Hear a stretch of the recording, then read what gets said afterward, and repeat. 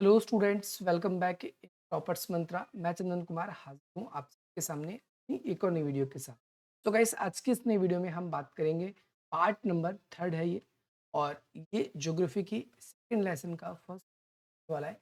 इसमें हम important questions जो भी आपके एग्जाम में पूछे जाएंगे उन सीरीज के अंदर हम डिस्कस कर रहे हैं। सबसे फर्स्ट क्वेश्चन है आप सभी का, भाबर और तराई में अंतर।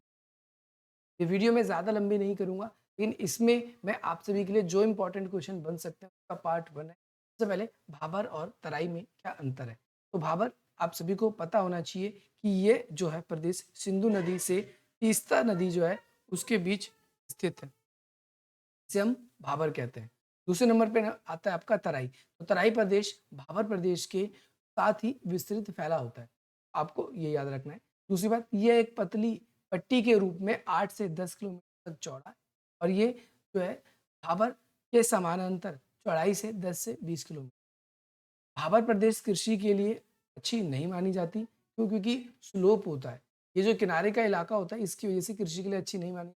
तराई जो होता है ये इसके मैदानी इलाके के लगभग बराबर होता है, तो यहाँ पर वनों को साफ करके कृषि योग्य क्या किया जा सकता है, लगाया जा सकता है। इसके साथ साथ हिमालय से निकली हुई यहाँ पर अपने साथ में जो भी कंकड़ पत्थर गंदगी रेत बाजरा वो सारा का सारा आकर एक जगह पर जमा करने लगते हैं।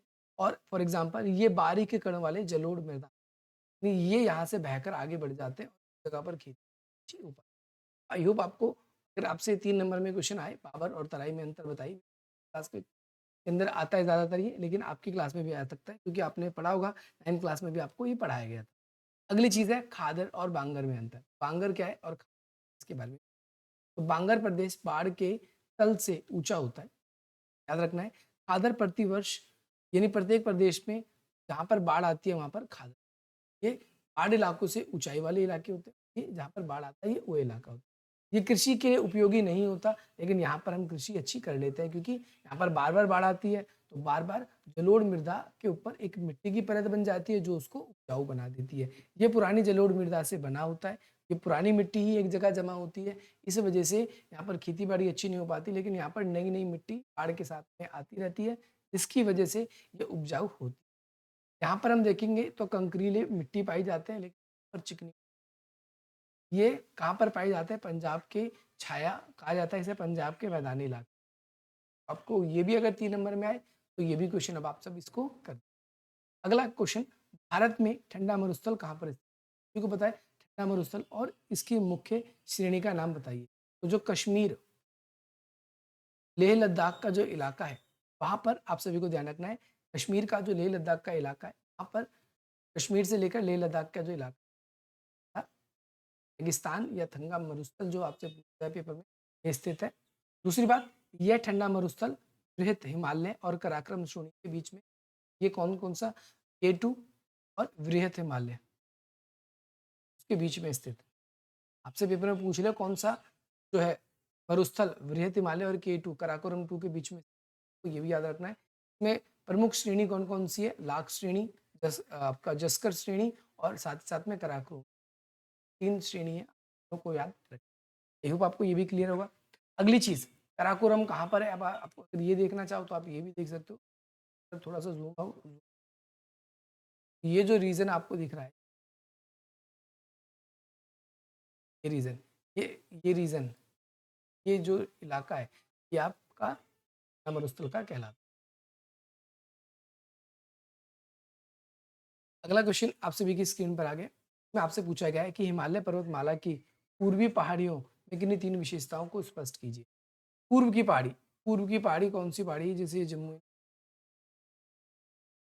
ये तो उत्तर में आएगा, तो पूर्व की पहाड़ी यहाँ तो आगे की तरफ फैली हुई है। जो ये हिमालय पर्वत का ही पार्ट है, लेकिन ये क्या है कि उत्तर नहीं बल्कि पूर्व की तरफ आता है।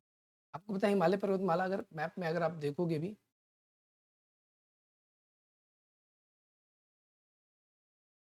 तो आप इसके थ्रू इसको और ज़्यादा अच्छे तरीके से रिलेट कर पाओगे। देखो ये पूरा का पूरा हिमालयन रीजन ही है, पूरा हिमालयन, ये उत्तर का पार्ट पड़ जाता है और इधर जो आगे बढ़ता रहता है तो ये पार्ट पड़ जाता है, ये पार्ट आपका है पूर्व का।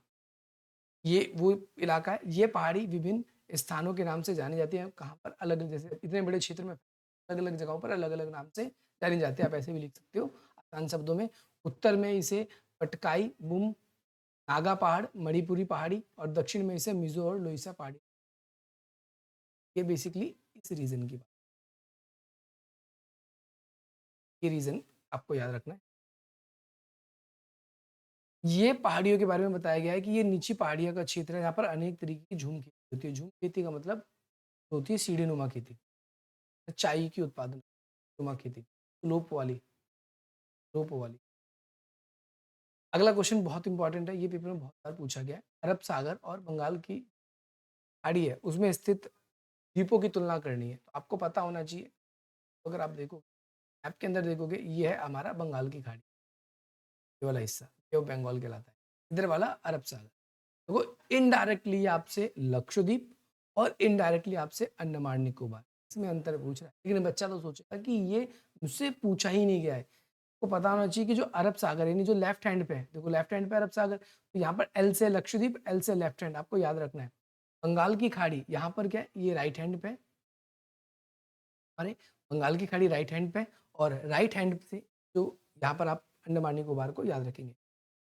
तो अरब सागर में द्वीप कैसे हैं, छोटे और आवास योग्य नहीं है, मतलब रहने लायक नहीं है।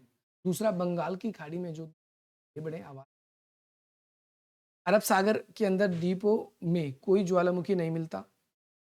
इम्पॉर्टेंट है, पेपर में आता है कि भारत के किस द्वीप में ज्वालामुखी नहीं पाए, लक्षद्वीप। यहाँ पर बैरन द्वीप जो है जीवांत ज्वाला, जीवांत का मतलब है जो कि अभी भी जीवित है। कभी बंगाल की खाड़ी में, अब देखो आगे बताया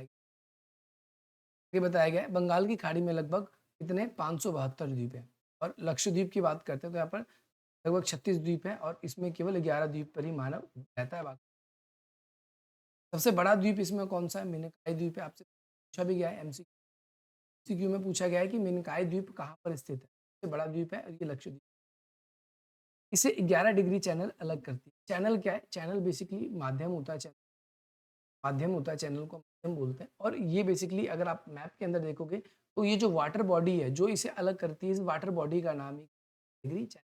पेपर में एमसीक्यू में भी पूछा गया है कि कौन सा 11 डिग्री चैनल किस द्वीप को, भारत को और लक्षद्वीप, हालांकि Lakshadweep is the part of India but वो अलग करती है, आपको ध्यान रखना है। और 10 डिग्री चैनल किसको करती है, अंडमान निकोबार। यह द्वीप पूरी तरीके से प्रबल निरपेक्ष बना हुआ है, यह द्वीप जो है ज्वालामुखी रहती है। 5-5 बातें याद रखना, मैक्सिमम 5 में, नहीं तो एमसीक्यू क्या क्या पूछा जाता है मैंने आपको ये भी बता दिया। अब मुझे ये बोलने की जरूरत नहीं थी कि 10 डिग्री चैनल किससे रिलेटेड है, आपको ये याद होना चाहिए। अगला कॉन्सेप्ट, अगला क्वेश्चन आप सभी के सामने है। भारत में पश्चिमी तट के जो मैदानी और जो पूर्वी तट के मैदानी है उसके प्रमुख बिंदुओं की तुलना। अब पश्चिमी तट, पश्चिमी घाट और पूर्वी तट क्या है आपको ये भी पता। आप मैप में जब देखोगे तो ये जो रीजन है, ये वाला रीजन, ये वाला क्षेत्र जो है, आप जो इस क्षेत्र को देख रहे हो, ये वाला क्षेत्र पूरा, ये आपका पश्चिमी तट।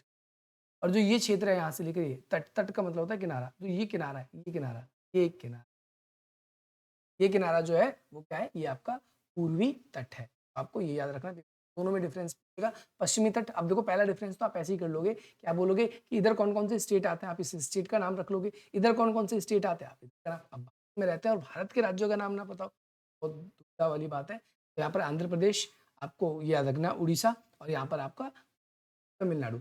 और इस तरफ आप क्या बात करोगे, तो इधर बोलोगे महाराष्ट्र, इधर बोलोगे आप कर्नाटका, और इधर बोलोगे आप केरला। ये तीन तीन राज्य के तो नाम बिल्कुल आपको रटे चाहिए। दूसरी बात, अब और भी कुछ थोड़े से मुश्किल मुश्किल पॉइंट है तो याद रखना है। अच्छा, एक चीज मैं आप लोगों को और बता दूं मैप के अंदर, क्योंकि मैप आप देख रहे हो तो आपको थोड़ा सा पता लॉजिकली होना भी चाहिए। ये रीजन जो है ना, जो इधर का जो क्षेत्र है, ये थोड़ा सा ऊंचाई वाला इलाका है। कैसा इलाका है, ऊंचाई वाला इलाका। ऊंचाई वाला इलाका होने की वजह से ना, यहाँ पर क्या है कि नदी जो है इधर, तो नर्मदा नदी जाएगी इधर, ज्यादा नदी नहीं जाती। जब नदी नहीं बहेगी तो अपने साथ हवा भी नहीं ले जाएगी, और इसीलिए डेल्टा यहाँ पर, अधिकतर नदी जो है वो पूर्व की तरफ बहती है। तो इधर आप कहोगे कि इधर नीचे डेल्टा में पॉइंट। तो यहाँ पर क्या कह रहा है कि पश्चिमी तट पे, पश्चिमी तट मैंने बताया ये वाला तट, पूर्वी तट कौन सा, ये वाला तट। तो यहाँ पर जो पश्चिमी तट यहाँ की बात हो रही है, पश्चिमी तट का मतलब क्या है, इस वाले रीजन की, इस वाले रीजन की, वाले रीजन, भारत का इधर वाला रीजन है, इस वाले रीजन की बात हो रही है। यहाँ पर नदियाँ छोटी छोटी सी हैं और डेल्टा का निर्माण नहीं बना। इसके अलावा ये भी बताया गया है पश्चिमी तट के बारे में, यानी इधर के तट के बारे में, कि ये मैदानी मार्ग जो है संकीर्ण है, परंतु उत्तर और दक्षिण की तुलना में हो जाती है। औसत चौड़ाई यहाँ पर थोड़े से छोटी-छोटी नदियाँ बहती हैं और संकीर्ण है, परंतु थोड़े से औसत चौड़ाई इसकी बताई गई है, तो आप ये याद रखेंगे। यह मैदान अधिक कटा-फटा है और इस कारण से बंदरगाह पत्तन यहाँ पर विकास अलग से भी पूछ सकते हैं कि भारत के पूर्वी तट या फिर भारत के पश्चिमी तट। ये पूर्वी तट है और ये पश्चिमी तट है। कहाँ पर जल्दी जो है बंदरगाह यानी सी पोर्ट निर्माण नहीं हो पाते। इसका रीज़न ये है कि यहाँ पर जो है ऊँचाई वाला इलाका है, ऊपर नीचे ऊबड़-खाबड़ है, जिसकी वजह से एक स्टेबिलिटी भी चाहिए शिप को पानी में रुकने के लिए, वो यहाँ पर नहीं। और इसमें गोवा से लेकर कोंकण तट तक, केरल के मालाबार तट, गोवा के तट भी आते हैं, कोंकण कोंकण कहाँ पर है? कर्नाटक में। गोवा का कहाँ पर है? गोवा में मंगलूर है कर्नाटक में, तो गोवा में भी है तट और केरल में मालाबार तट। याद रखना इसके 3 तटों के नाम जो यहाँ पर हमने पूर्वी तट के बारे में बताया गया है, तो इसमें आप थोड़ा-सा उल्टा करके याद करो। इसमें कौन-कौन से? देखो गोदावरी नदी के मुहाने पर है और कोरोमोलल कोरोमंडल तट है, कि ये भी याद रखना है, याद रखना है। इसमें कौन-कौन सी नदियाँ, वहाँ पर ज़्यादा नदियाँ नहीं थी, तो यहाँ महानदी, कृष्णा, कावेरी, ये नदियाँ हैं। यहाँ पर बहने वाली नदी चौड़े डेल्टा बनाती है क्योंकि ज़्यादातर नदी इधर प्रवाहित होती है। अगली बात, यहाँ पर क्या है? बंदरगाह, यहाँ पर बंदरगाह भी यहाँ पर भी कम है, लेकिन फिर भी बंदरगाह यहाँ पर, अगर वहाँ का कंपैरिज़न करें तो यहाँ पर। इसके अलावा पश्चिमी तट का जो मैदानी इलाका है, जो पूर्वी तट के मैदानी इलाके पर अगर आप देखोगे तो 60 जो है किलोमीटर तक की एवरेज था, यहाँ पर 80 से 100 किलोमीटर। ये भी कह सकते हो कि इसका तटीय मैदानी भाग जो है, अभी इसके ऊपर देखो सेपरेट क्वेश्चन ही बन गया है। देखो मैंने आपको बोला था कि पश्चिमी तट पर कोई डेल्टा क्यों नहीं बनता? 2 रीज़न, ज़्यादा नदी नहीं बहती, वहाँ का संकरा भाग है, संकरा के साथ-साथ तलहटी इलाका है, आप ये भी याद रखेंगे और साथ ही साथ में स्टेबिलिटी नहीं मिल पाती इस वजह से। पश्चिमी तट जो है अरब सागर के किनारे फैला हुआ है, याद रखना है और वहाँ का इलाका कैसा है? संकरा मैदानी इलाका। इस कारण से पूर्वी जो पहाड़ से जो भी नदियाँ निकलती हैं, वो बहुत छोटी-छोटी नदियाँ निकलती हैं।